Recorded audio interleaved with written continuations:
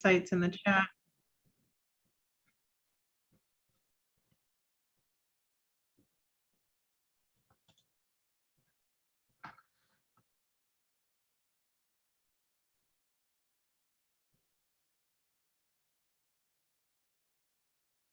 All right, everyone. I'm going to get started with an introduction for Heidi. I would like to welcome Heidi Dugi to our My Journey series, speaker series. She is a medical student at Oregon Health and Science University School of Medicine in Portland, Oregon. She's currently developing research projects both in determining benefits of screening for H. pylori to reduce gastric cancer prevalence and the quality of patient-provider interactions for H. pylori treatment in Indigenous communities. Go ahead, Heidi, take it away.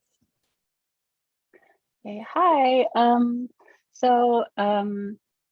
Like Carolina said, I'm a medical student at OHSU in Portland, Oregon. And just to kind of establish kinship, if I can see that there's some Navajo listeners, so I'm going to introduce myself in Navajo. Yat eshe Heidi Dugi inishye Twitchitni Nishle Tetnisethni Bushishchin Kinsachitni Dashiche do Bipatotni Dashinella. And so I'm very happy to be here to speak to you all. And I'm also very grateful that I had this opportunity. So let me get started with this. Okay, so I have my clans down here.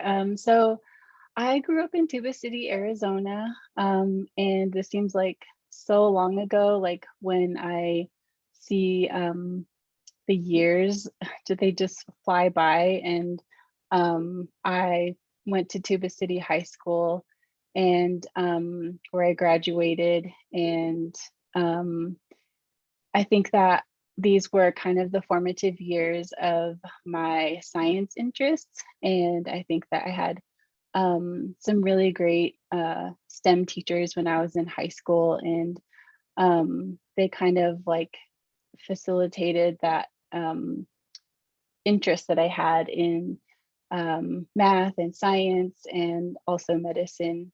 And so I went to college at the University of Arizona, where I did Bachelor of Science in Health Science. And I believe it's public health now at the Mel and Enid Zuckerman College of Public Health. But so between my graduation from high school and my graduation from undergrad, there was a lot of growth and a lot of, I guess, different factors that were kind of going on in my life that helped me to really kind of, you know, get an idea of just how challenging it is, how college would be. And there was also a lot of like things I experienced, like loneliness and trying to find my community and just learning so much about the world and becoming an adult and also becoming a parent.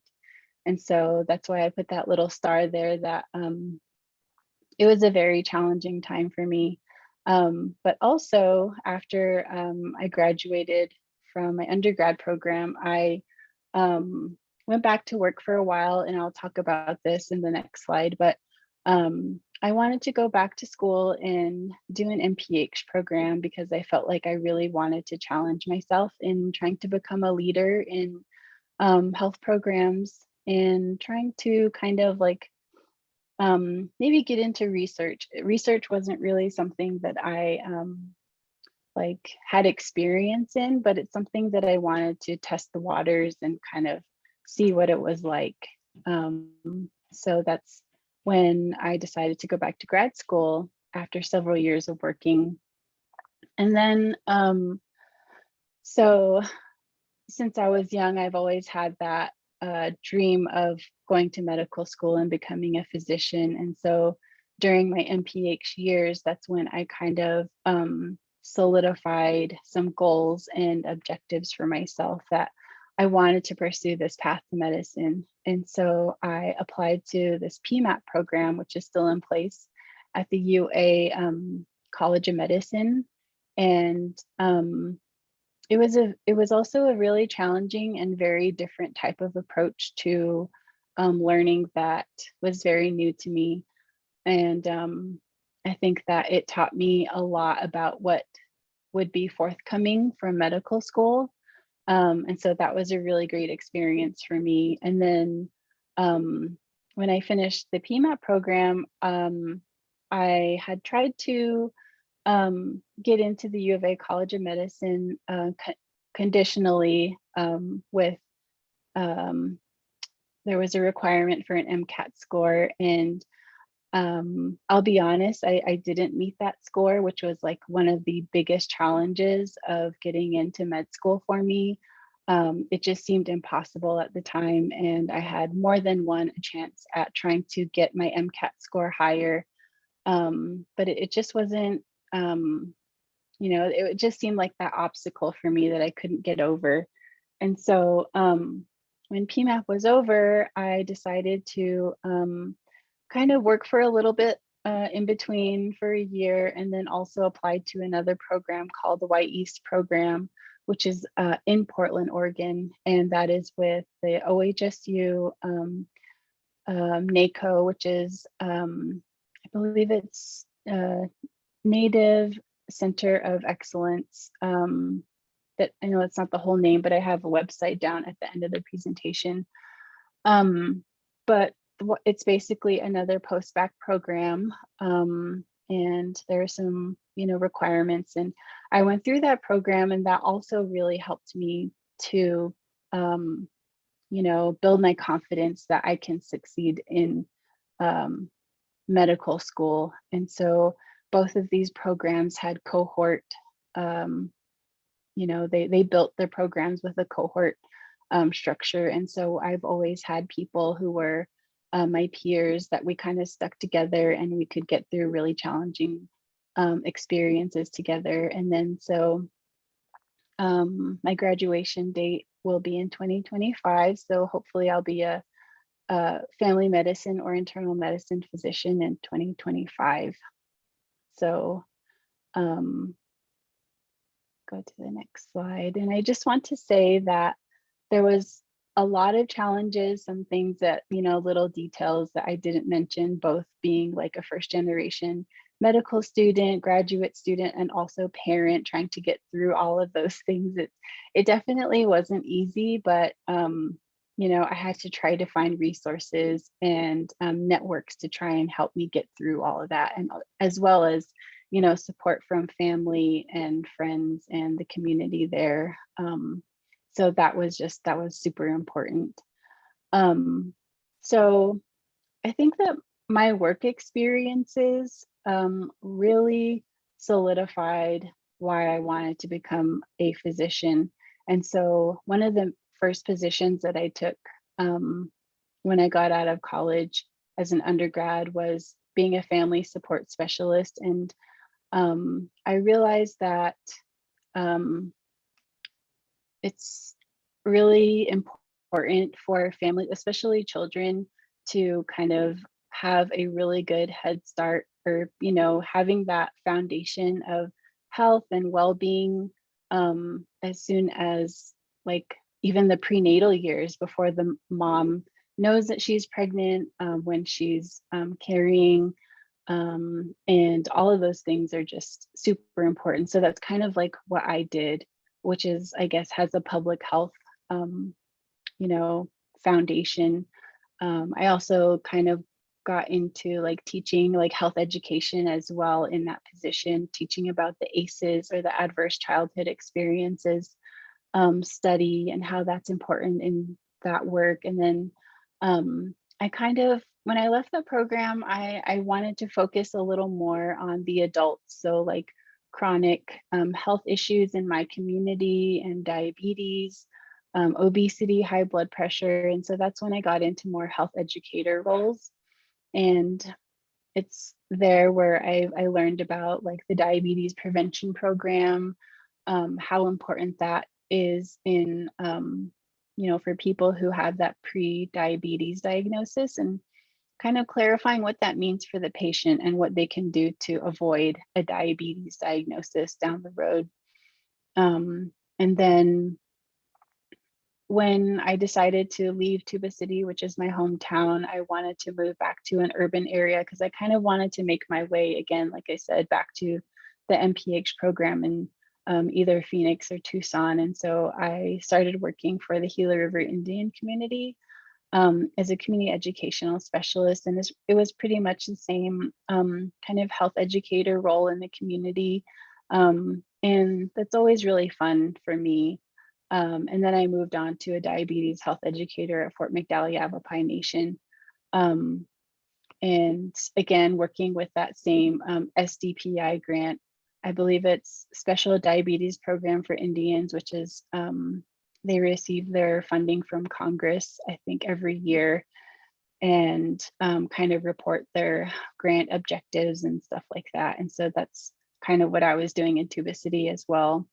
But it's there where I really started to meet with patients, with the physician, and I could kind of get an idea of, you know, what the patients were experiencing. I remember this one patient who really stuck out to me, and they just had so many things going on in their life, and it wasn't really helping with their health. And it's kind of like that iceberg analogy where you can kind of see like what's going on physically when they come into the clinic, and it's kind of based on what they tell you is like, you know, this is hurting, or something's not right with me physically. But then, you know, when they go back home, there could be, you know, issues with domestic violence or substance abuse, or just, you know, multiple things happening. And so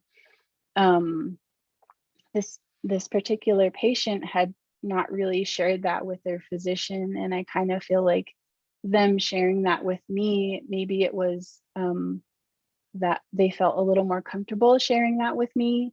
And I really wasn't sure why this patient was sharing all of these, you know, different things that were going on.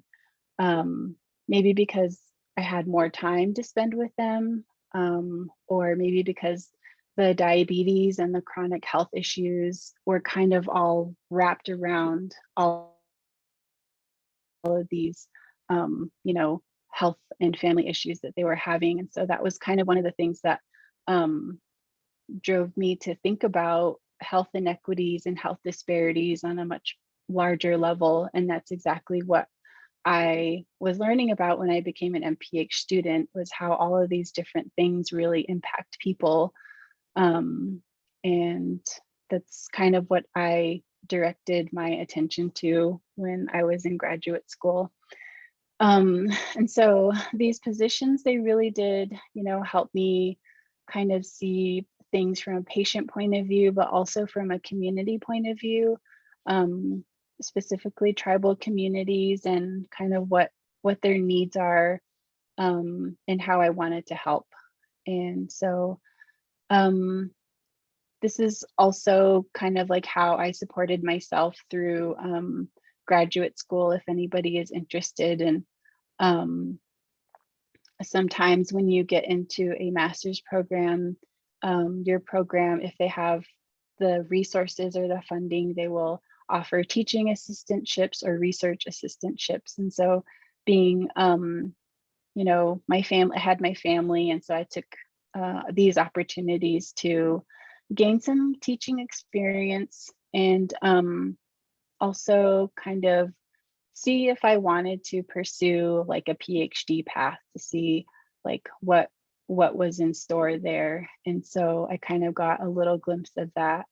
And then between my graduate teaching assistantships was when I decided to pursue medicine. And so my work at the Cancer Center was basically being like a support, administrative support to cancer clinical trials. And so I would work closely with IRB and trying to make sure that protocols were updated for clinical trials. And so there's a lot of work that goes on in the background, is what I learned for cancer clinical trials. And but I always was excited to see, you know, like how the oncology teams would interact with patients, and even the disparities that existed for cancer patients at the U of A Cancer Center. There was very little, I guess, opportunities for Native Americans from Arizona to come to the cancer center, and that could be like many different barriers. And so I kind of saw that firsthand, how difficult it could be for someone who was diagnosed with maybe a rare cancer disorder, or who was kind of struggling to get through their cancer diagnosis.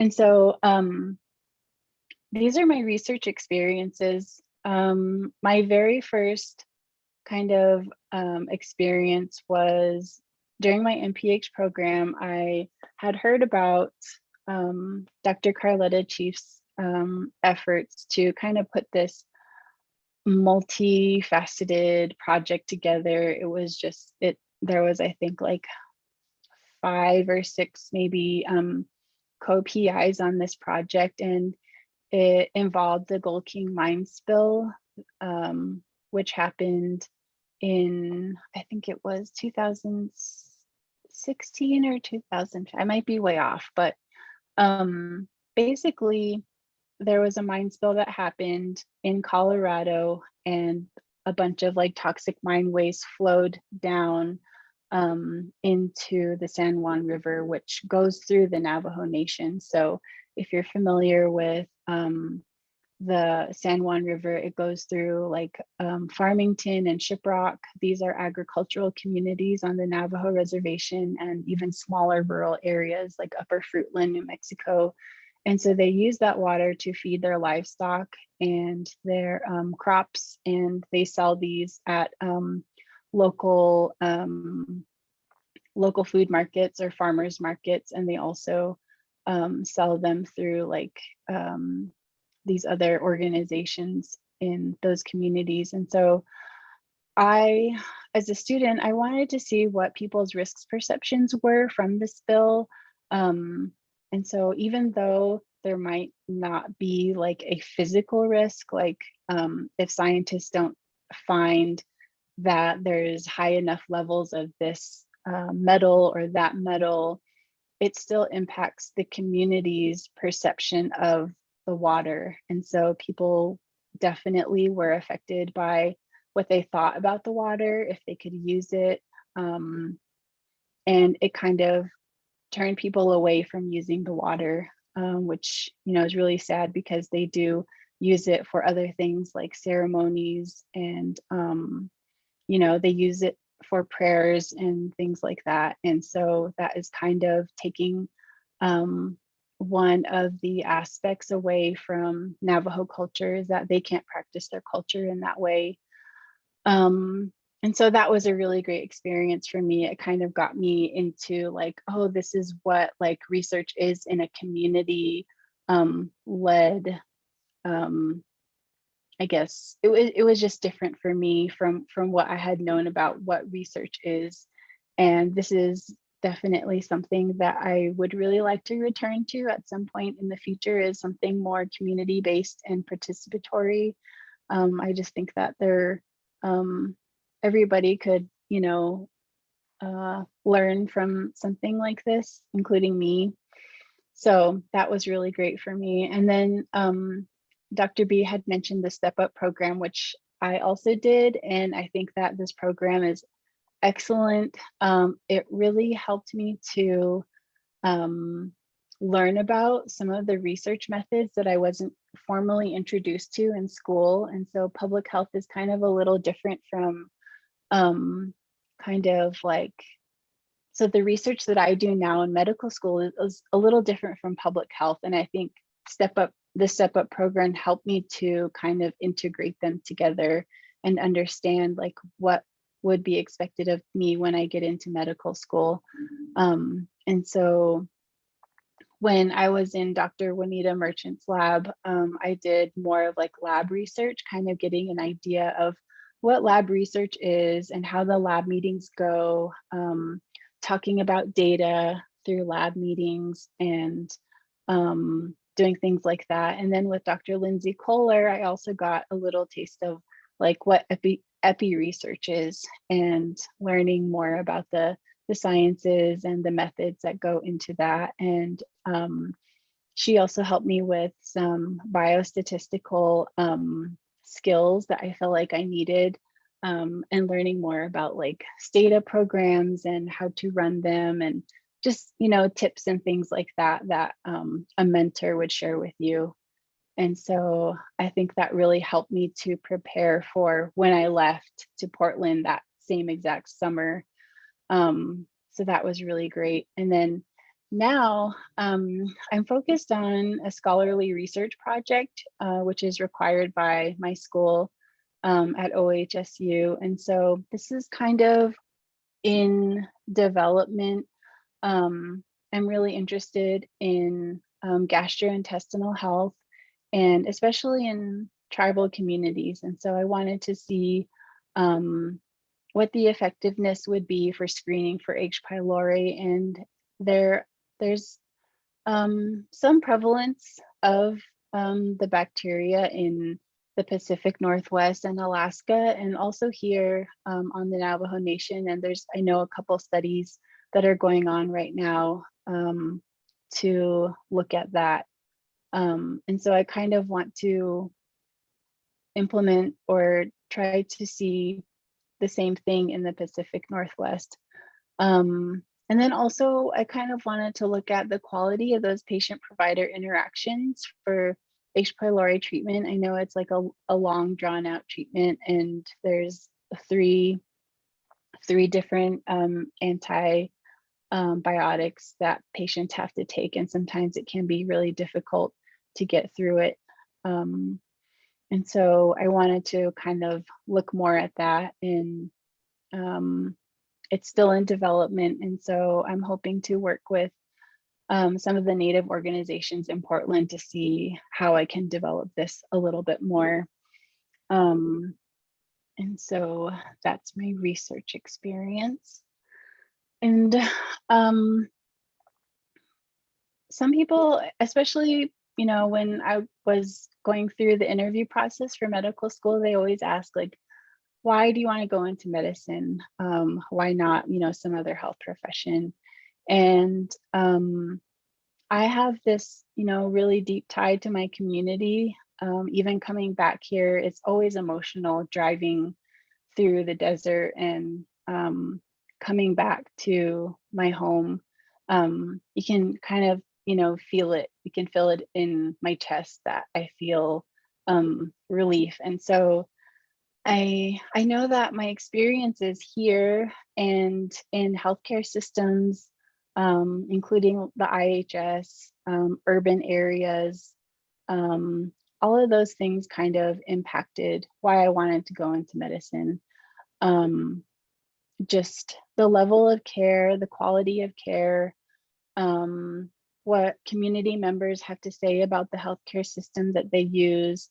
There's sometimes positive and negative feedback, and you know, as students wanting to go into those healthcare provider roles, I think we always want to make improvements in our community, and also addressing the health disparities and inequities that exist in the communities. There's always some way that we can try to address these. And one of the things, you know, that we want to improve on is just, you know, the cultural appreciation and understanding of the people that are here. When I was younger, and of course, you know, personally, when my grandmother had a lot of chronic health issues, and so it was very hard for her to understand sometimes what doctors were trying to communicate to her about her health. And so that's one of the things that I'm interested in those patient provider interactions, is how is that going? And is there understanding and communication going on? How does the patient feel? How does the physician feel? So there's just so much that I think we can kind of take apart from those meetings, and as well as trying to promote more Indigenous healthcare providers. And this also ties back into that cultural appreciation and understanding, and trying to show that patients that you want to try and heal them, or if they need help with anything else, trying to connect them with the necessary people. And my family, I think, is an important reason why. So personally, these impacts from all of the things that I said, we are no exception. My family has also been impacted by chronic illness, cancer, motor vehicle accidents, and substance abuse. And all of these things kind of tie back to why I want to help, because just like, my community in Tuba City, there's also the same kinds of disparities that exist all over the Navajo Nation, as well as other tribes in Oregon, Washington, the Pacific Northwest in general, and Midwestern United States. And these are all the things that we try to address as healthcare providers, because after med school, we're not really sure where we'll end up, but I'm hoping that I'll be in some place where I can contribute to tribal health in some way. And so this was kind of first generation college student, things that I kind of had to learn along the way, and I've stumbled a lot trying to get through some of these things. Finances, some of the things that really helped me get through was having, a great financial aid department at my college who kind of understand kind of what kinds of barriers that I faced, and what kinds of, I guess, hurdles that I had to jump through for my scholarships to go, for me to get them in time. And this was really important for me, and I didn't really realize it until after I was done with school, is that financial aid can sometimes be a hindrance to a lot of students, and it can be really stressful. So I always remember to ask a lot of questions, and even asking my peers questions about, like, where they get their financial aid, like scholarships and stuff. And so that was really important for me to know the ropes, and academics as well. This was a little bit hard for me because I wasn't really the kind of person to ask for help. I was very introverted, and I still am to this day, but I am more willing now to kind of go out and ask for help when I need it. And this is really important in medical school as well. So like, just if there's free tutoring somewhere, I'll go and seek it out. Or if someone can help me out with something, like a friend or a study buddy, all of these things are important. So I also found that I have to be an advocate for myself, and as well as, my peers, because sometimes something that I had always wanted when I was just coming into undergrad was a peer who could, really help me. And maybe it was my own introvertedness, or my like lack of proactiveness, is to, go out and ask for help. Or and I wish that I had advocated a little more just for myself. And then as I became an older student, I tried to advocate for students who are just coming in to this new place. And so if they need any help, I try to help out any way I can.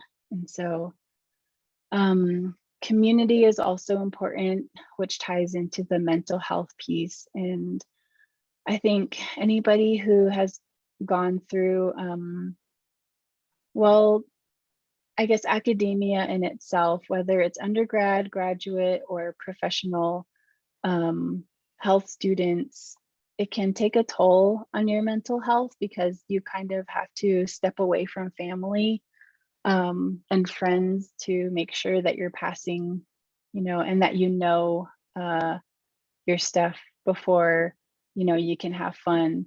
And finding community to get through that is really important as well. So those are the two really important things that I'm finding out about now.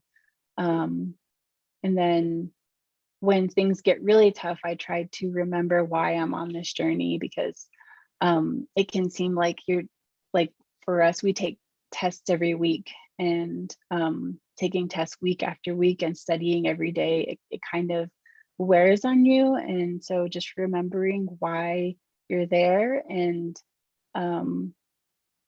it helps a little bit to get your focus. And so failure as well. I think failure was a huge part of my journey. I didn't pass, or I didn't get the MCAT score that I wanted. I didn't go right into my MPH program after my undergrad years. I had gained and lost scholarships when I was an undergrad as well. I think that's one thing that is really hard to face, is when I didn't get the grades that I wanted my freshman year of college. And so I had lost scholarships. And so I had to try and apply to many different scholarships to try and get that back. And that's something that a lot of first gen students realize in their first and second years, is that failure is part of, growing as a student. And it's also part of, even now as a medical student, failure is a good way to learn, and so that you try not to repeat those same mistakes again. So just know that failure is something you can bounce back from, and you can learn from it, which is what I try to do. And so when I think about, where I come from and how I try to approach things, this Navajo philosophy of learning is kind of like the scientific method of thinking about something, planning, act, and reflect. And it's kind of what I tried to do when, just doing anything, I guess, like going through school. It's usually something that I employ when I'm thinking about a goal, like a life goal or something. So I have a thought, what do I want to do? And so that's at the top of this little model here. It's called NNACoE, and that's thinking, what do I want to do? So for me, maybe I want to do really well in a block of medical school. So like cardiopulmonary and renal, which is something that's really hard for me. And then you make a plan. So that means you plan, you develop your goals, your objectives, and how you're going to do it. And then you take action with Ina, or living. And then Sahasin is assuring or reflecting. So how did it go, and how can I improve on that? Which is kind of like scientific method. I like to think of it as kind of figuring things out. Sometimes it doesn't go as well as you think, which is why it's a circular thing and not a linear thing. And so these are some of the resources and scholarships I think that students might be interested in.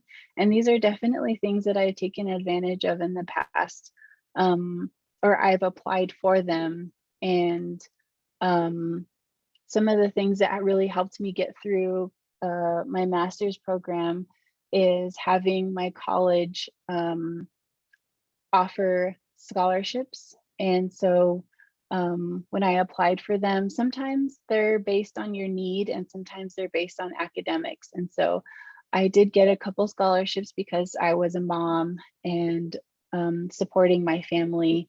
And so that's what this is, this Scholarship Universe childcare and housing subsidy down here, which is through the U of A. And I think that having this support and knowing that there's resources out there to help you try and get through your academic program, or maybe you want to explore a little bit more. I know that these are all like public health, like medicine based, but there's a lot of research opportunities too. So like the Step Up program. There's also the program that I went through to get into medical school at OHSU, which is this the White East pathway. And if you're a student at U of A, there's the InMed program, which really helped me try and get through the MCAT studying, which was, it's horrible. I'm just, I think MCAT was just like, it was so stressful for me. I can't emphasize that enough. And I also, reached out to my local chapter house, which is what they're called on the Navajo Nation. They offer a scholarship to people who are registered as chapter members. And so if you're a Navajo student and you vote at a chapter house, you can check to see if they have scholarships available for you. So these are all resources that I've used and support. And I think that's one of the main things is people trying to figure out, how am I going to pay for college, or how am I going to pay for childcare? These are, I think, really important things. One thing that I didn't mention was having, the support at home. And so my husband, my partner, he really did help me get through a lot of the challenging times. And I was very lucky to have him there by my side. I know a lot of parents don't really have a partner, but maybe it's your mom or your father, or any parental figure who can offer help. It is really invaluable because when you have children, it makes things a little bit more challenging. But there are ways to finish school even when you have children. So highly recommend these. Okay, so thank you, Ahiha. I'm so glad that you guys were able to listen to my story and let me share it. And hopefully you can take something away from it. If not, that's okay too. I'm still like trying to get through this challenging med school time. So I left my email there if you have any questions. And I hope everybody has a good holiday and has some good food and spends time with their family. So thank you. Thank you, Heidi. We are gonna toss it over to Lori to talk about evaluations real quick, and then we'll open it up for questions, okay? Okay.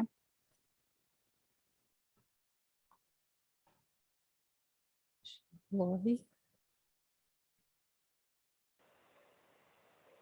There we go. Now I'm unmuted. Sorry. Okay, I'm gonna pop the evaluation link in the chat box real quick.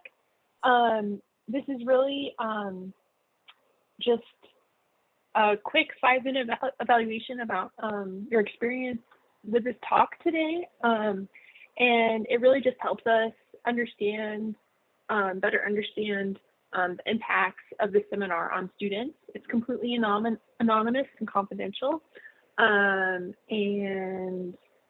yeah, you don't have to complete it if you do not want to, but it does really help the program. So we hope that you will. All right, let me just send this to everyone. And if anyone has any questions, feel free to email Kelly or I. Our email should be in the evaluation. Thank you so much. Thank you, Lori. Now we will open up the floor for questions or comments.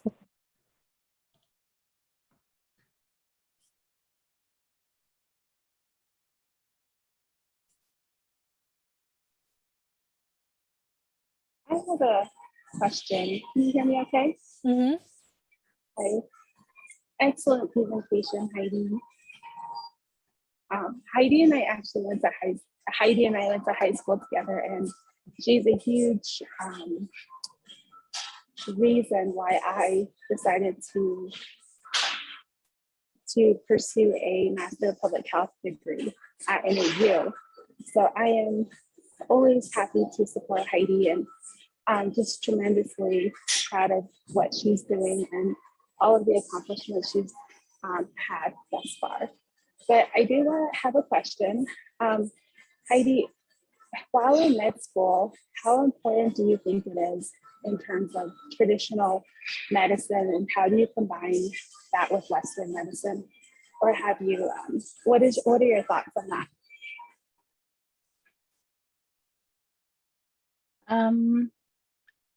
I think it's really important. It's still like a very new for me, and I don't think I've read any like the academic side of me is like I haven't really read any literature on it yet, but you know, from personal experience, I know that it's really important, especially when trying to help patients get through something really difficult, and whether that is like really bad chronic illness or cancer or death. It can be really hard to talk about these things, especially if a provider is not familiar with the culture or the tradition or the do's and don'ts of what you say. And even as a student at OHSU, when I go to follow, you know, the physicians, if I'm on the floor, I always ask them like, well, how do you approach, you know, this topic with this patient? And it kind of helps me to put in my own toolbox what I should say. And, you know, just like Native people are not a monolith, is, you know, the saying is we all have our different traditions and our own languages, our own cultures. They're very different. And so what is okay in one tribe is not okay in another. And so I'm also learning about that when I'm at the Pacific Northwest, is trying to understand the different cultures and teachings that are there and trying to be very respectful. But, you know, just like if I was practicing here in Arizona, if a patient requests any kinds of traditional healer, I'm totally respectful of their wishes, and I will try to do, you know, try to get those resources to them if they feel that it'll make them feel better. If it promotes their healing, then that's something that I would do as a physician, and something that I would recommend to an attending or a resident that I'm working with. Thank you, Jamie. Laura, you can unmute yourself and ask your question. Hi, my name is Laura Eichelberger. I'm actually attending this virtually from Anchorage, Alaska, and Diné land. And that was a really, really interesting presentation. And I'm so excited to get to hear about your story and about the work that you've been doing. I work at the Tribal Water Center here at the Alaska Native Tribal Health Consortium, and also for research services. And so I was really interested in the project that you were involved in around the Gold King mine spill, and then also the H. pylori work that you've been doing. And I wondered, you know, we do a lot of work, like community-based work. I'm a medical anthropologist by training. I went to Arizona. And so I was wondering if you had any resources or publications in the works, or something you could share about how you went about doing culturally responsive evaluation of the Gold King mine spill. And then also some of your work around H. pylori. It just sounds really, it really resonates with the issues that our communities here are dealing with, both in terms of distrust of water, and then also our really high rates of gastric cancer and Helicobacter pylori infection. Thank you. Well, unfortunately, I don't have anything in publication right now. So the H. pylori studies is something that I'm going to be working on throughout my med school years. And so whether it will be like published or unpublished, you know, that's something that I'm hoping I can kind of get my footing on a little bit more with my cancer control and prevention, you know, trying to start on that in my career. But as far as, you know, like the research, it's still very new to me. And a lot of the things I'm still trying to like figure out, and I'm still learning a lot. So that's the H. pylori thing. It's kind of like just a little tiny, a little thing that I'm trying to kind of develop. And so I'm trying to see where it'll go. I know that there are, I've reached out to a couple doctoral students. Actually one, she's at the University of Washington. Her name is Dr. Dornell Pete, and she actually does a lot of research down here because she's also Navajo too. She is working on a study, and that is kind of something that I'm interested in, you know, kind of like collaborating with her and trying to kind of see what we could do together to try and get my projects up off the ground a little bit more. So there's that. And I'm also familiar with the works that U of A has, and I've met with Dr. Robin Harris, who's at the U of A, and she also works in tribal communities. And a lot of the work I think that is being done that I know of is through NAU and U of A. There's a lot of researchers who work together to approach this H. pylori problem. I don't know any offhand. I've met Dr. Harris and Dr. Pete personally, but I haven't really had a chance to reach out to others and to see. I've read a couple, you know, things in the literature, and it seems like the consensus is that nobody's really talking about it right now. It's kind of a new thing that people are just noticing that this is a problem in tribal communities, and maybe we should take a better look at it. So that's kind of where I'm coming in and trying to see like if this is really serious problem and what we can do about it. So the Gold King mine spill, I think it was really important work in, you know, there was many different arms to the study, and I think Dr. Carletta Chief did a really great job in also filling in the community on the results of that study, because I think traditionally, you know, and unfortunately a lot of studies kind of take data and then they kind of move on. They don't really present like, well, this is what we found and this is what you should be aware of in your community. But you know, there's a lot more researchers, I think, trying to be a little more community involved. And also this study also worked with CHWs, or community health workers in the community, and so they relied very heavily on them, and they did carry a lot of the community outreach workload. And so they wanted to inform community members of what really affects them, if they have any concerns, who they can reach out to, even trying to help community members test their soil if they're concerned about the levels of any kinds of metals that are in their soil near their homes or their farms or whatever. And so that is also a project that I think Dr. Chief is still kind of, I mean, I still see updates from her every now and then, but it's not something that I'm still heavily involved in, unfortunately, but I think it's a really great project. So I hope that answers your question. Yeah, thank you so much. I'll let somebody else talk, but just to throw it out there, I was, when I finished my PhD, I was like obsessed with Helicobacter pylori because my work is on inadequate water and sanitation up in Alaska, which is very similar to what is happening on the Navajo Nation. But I could never get anything off the ground in terms of like community-based research because there's not a really good way addressing the health disparity. And so it was sort of like, well, I could go and stir up a bunch of trouble and get people really angry. That's something that then public health officials weren't really ready to address. But I say that because I think you are in a better position. And if I, can help connect you with people who are, at like the National Cancer Institute where I did my postdoc, or I think there's opportunities up here in Alaska as well, if you're interested in, doing something really big. So just to throw that out there. Thank you. I'll have to get your contact information. Absolutely. I'll throw it in the chat. Okay, thank you. All right, we have time for probably one more question.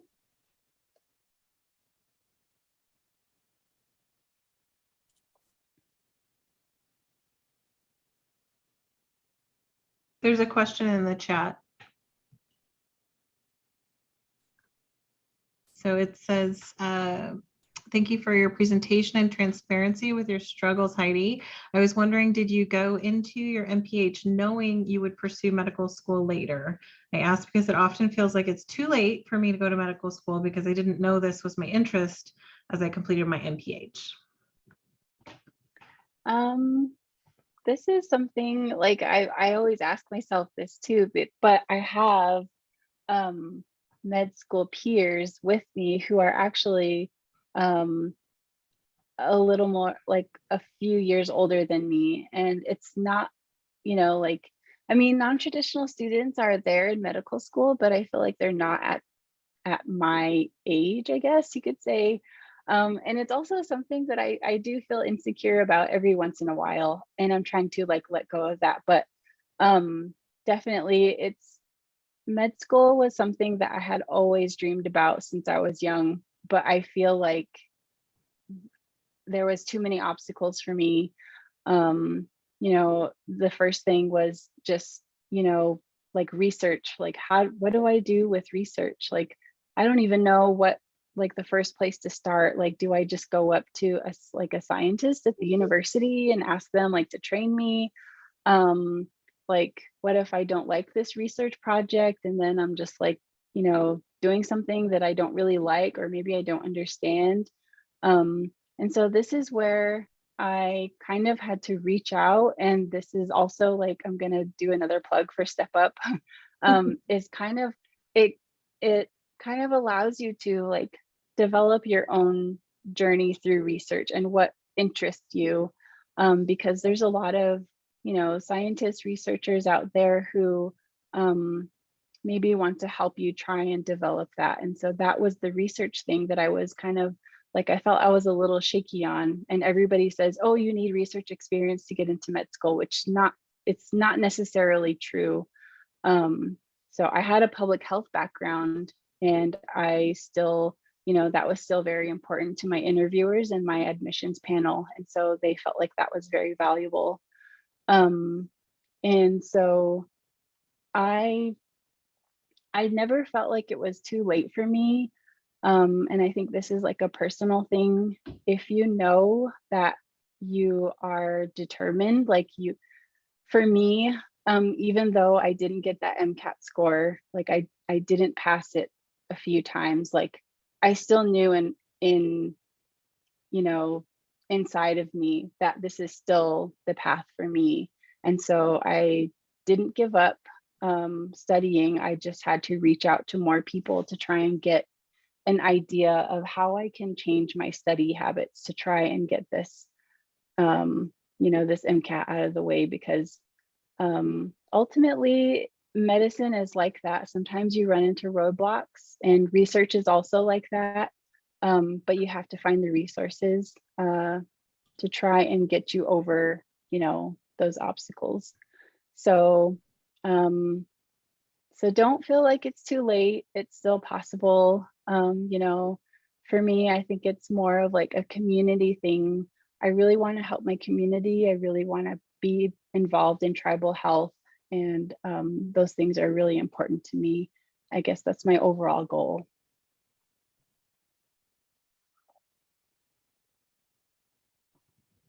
All right. Thank you, Heidi, so much for coming on and giving your talk for my journey for the semester. And I think that is going to be it for our talk. Thank you all for joining. Thank you so much, Heidi. If you have a minute, I have a potential connection for you. Okay, great. Thank you.